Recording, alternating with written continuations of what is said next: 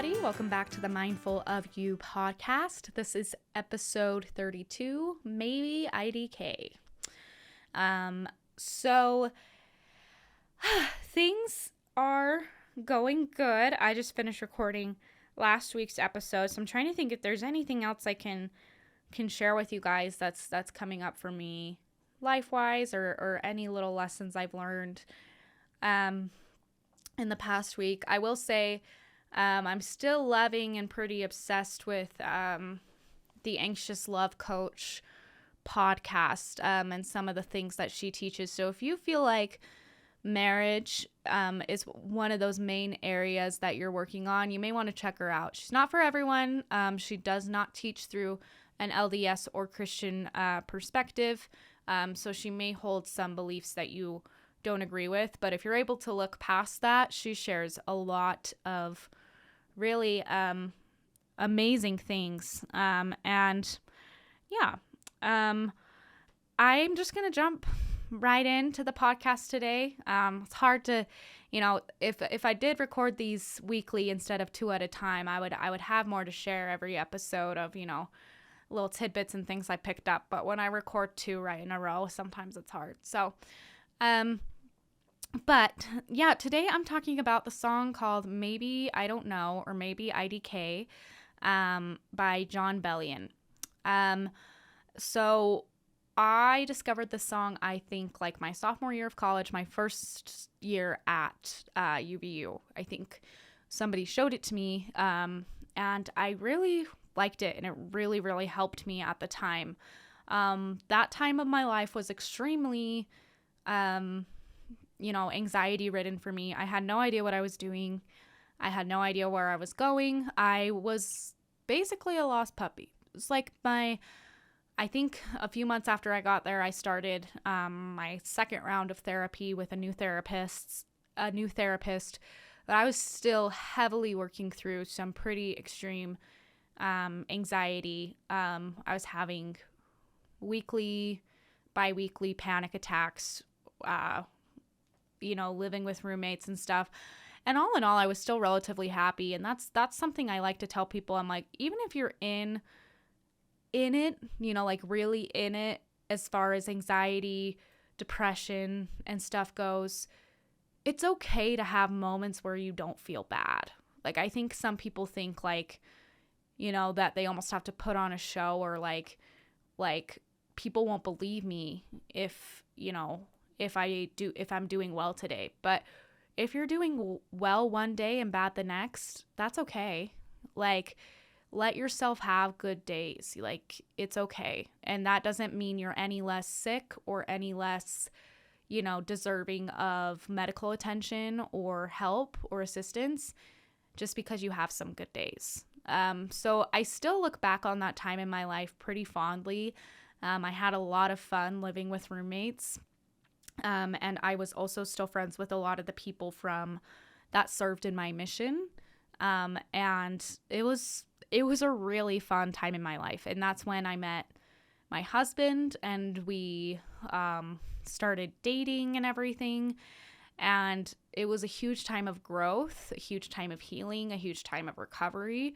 And yeah, I wasn't doing super well as far as like some mental health things went, but I still look back on it and think like, dang, a lot of that was really fun. It wasn't all bad.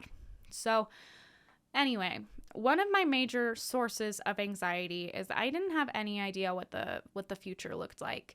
And I had a lot of anxiety, and still do, around relationships and around dating. I don't have obviously anxiety around dating anymore. So being married is extremely helpful for my anxiety, since a lot of it revolved around the social stress I felt in the dating scene. But that's still where a lot of my anxiety lies, is like relationship OCD and relationship anxiety. And so that pattern has kind of come through, but it is so much better than it used to be. So I think part of the reason dating stressed me out was because of this future anxiety. I was basically trying to like put pieces of the puzzle together that I didn't have yet. And I would try and come up with what I was going to do in every scenario. It's really anxiety inducing to try and control what's going to happen when a whole nother human being is involved. And that's what I was doing. So this song really helped me because I needed to accept and know that in dating and in life, sometimes you just don't know. Actually, I'm going to go a little farther and say most of the time you don't know what's going to happen. You can feel pretty confident. Like I feel like pretty confident that I'm going to wake up tomorrow, but I don't know, you know? And like, I think sometimes accepting how little you know can be, it's scary, but also freeing at the same time. Because a lot of times we think there's just a couple things we don't know. We think like, oh, well, obviously I know like the sun's going to come up tomorrow. Obviously I know, that I'm going to go to work tomorrow. Obviously I know that we're going to go on this vacation in 2 weeks, but you don't know any of that. And so then when something comes up that you feel like you don't know, it seems like a problem that needs to be solved. Like you need to know. But it doesn't, because everything's unknown, and we can plan and we can prepare, and a lot of things do work out how we anticipate that they're going to. But we don't know that for sure.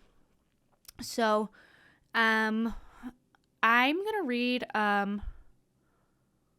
part of the lyrics.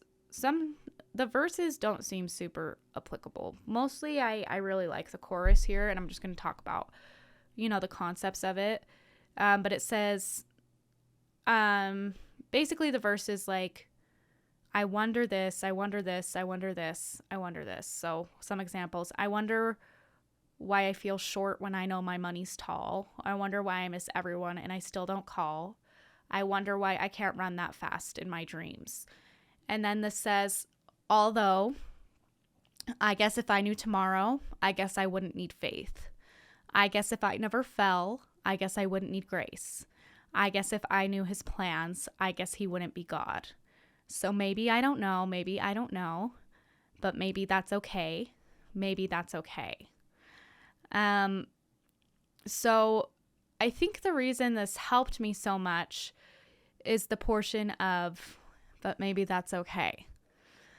I think what we try to do as humans is we try to piece together what the future is going to look like.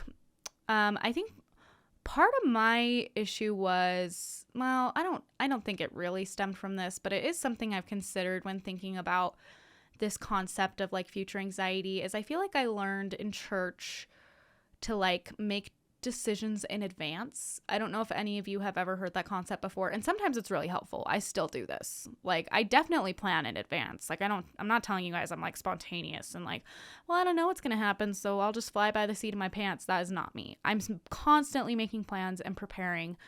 But what I'm trying to say when I say you don't know anything is basically like helping you look at things from a lens of like, you don't need to be worried about the things you don't know, because nothing is truly certain. So there's no need to be anxious about it. It's just how it is. But anyway, making decisions in advance. Like I always feel like I was told like, decide now, like what you're going to do if, somebody offers you alcohol, like decide now that you're going to say no. I think in that context, deciding in advance actually works really well. But I also think we try to apply it to other things. One thing I hear a lot is like, what am I going to do like if my husband cheats on me? Or like, what are you going to do if your husband cheats on you? Would you leave him? Would you automatically get divorced? Like, is that an automatic no or whatever? And so people think about these things, and one, not a fun topic to think about. Nobody wants to think about that. Two, you don't have all the pieces to the puzzle a lot of the times. So I think part of the reason we try to do this thing where we make decisions in advance is because it feels like we're coming up with a solution for all scenarios. Like, it's like, oh, I know what I'm going to do if that happens, so now I don't have to worry about that happening. Sometimes this can be helpful when it comes to anxiety for the future, and sometimes it's not. So it's kind of knowing when to implement that tool and when not to, because I have definitely used the tool of like, what's the worst case scenario and how would you handle the worst case scenario? And sometimes that's helpful when people are catastrophizing, and sometimes it doesn't work, you know? And something I keep coming back to, especially when it comes to ambiguous questions like what are you going to do if your husband cheats on you, is you can't put together a puzzle you don't have all the pieces for.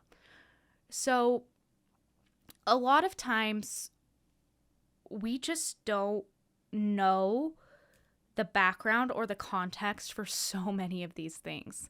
And people like to think that they know exactly how they would handle something big like that in their lives. But until you have all the pieces, you can't put the puzzle together. So I know that might be controversial to some, but I truly don't believe you can know answers to questions like that until it happens, because you don't have all of the pieces to your puzzle. And this is true for so many things. Like, I have a lot of things coming up in the future, like potential career changes, potential growth in our family. We're building a house, and there is a lot of unknown. I still get anxiety about it, for sure. I have moments where I, go off in my head a little bit and worry about things, but my goal isn't to eliminate worry completely. That would be cool. It's just not super realistic. So I'm not going to be up on myself for sometimes worrying. I just like to kind of keep it in check and watch it, be curious about it, notice it. And there are so many things that are unknown for my life right now. Like, the house thing, like interest rates are, not great. That's a thought. 'Cause they could be worse, right? Some people might look at the interest rate and be like, that's a really good interest rate. So that's definitely a thought, but I have some thoughts around the interest rates that they're not what I want them to be. And where we're building a house, we're not locked into an interest rate yet. And so it's easy for me to, worry about that. But the fact of the matter is, I still don't have all the pieces to the puzzle. I don't know exactly what our rate will be. I don't know exactly what our monthly payment will be. I don't know exactly what expenses will come up or anything like that. I don't know exactly how much money we'll have by the time our house is built. I don't know exactly. I don't have all the pieces. And so when you do have all the pieces, or some of the pieces, which I do have some of them, so we can definitely plan and prepare in a lot of ways, and we're doing so, but I don't have all of them. And so it's really easy for me to catastrophize or worry about finances. But ultimately, I have to decide, maybe I don't know, and maybe that's okay. I'm a serial planner, and a lot of people I know are also serial planners. And so it's difficult to accept that there's some things, maybe not everything, but some things that you're going to have to figure out when you get there. And if you look back on your life, I can almost guarantee you'll find moments where you did this, where something came up unexpectedly and you navigated it. Maybe you didn't navigate it perfectly, but you likely navigated it pretty well. And so you have to build this trust in yourself of, I'll know when I get there, or I will figure out how to know when I get there. And so stewing on it in the now doesn't serve you. Right now, I don't have a mortgage. I have rent. We have to pay rent. But right now, I don't have that. Right now, I don't have to buy furniture. Right now, I mean, I'll never have to buy furniture. That's just a want. But right now, we don't have to figure out landscaping. Right now, that's not a now problem. And so spending a lot of time spending some time stewing over it is probably okay. It may be healthy, thinking about how those numbers are going to line up. But spending a lot of time, nah, not worth it. It's not worth it, and it's not going to help anything. And trust me, like, I'm not patient all the time with it. So it's okay if you're still figuring out how to navigate future anxiety. I think the reason I felt this so much in dating is because, one, I had like zero trust in myself. I was so like unsure of how I would handle rejection. I was so unsure of how I would handle so many things that basically any scenario, I was scared of a relationship going well, and I was scared of a relationship going poorly. No wonder I was anxious, because there was no good outcome in my brain. And then there's a whole nother person involved that I didn't know how they were going to act or anything. And so learning to accept that I don't know has been a huge antidote to my relationship anxiety. Like, I can't know what problems could arise in my relationships one day. I can't know what decisions my spouse is going to make. I can't know what decisions I'm going to make. But I do know the more I've accepted that his life and his journey is a part of the maybe I don't know, the more I've been able to keep my eyes on my own paper and decide, well, what am I going to do? And then the more you develop that trust in yourself, when problems do arise, you go, well, this is how I'm going to handle that. Because you know yourself and you know your values and what you believe. And with that, you can better react to problems. So my biggest thing here is you can't put together a puzzle you don't have all the pieces for. And so allow yourself to wait until you have the pieces.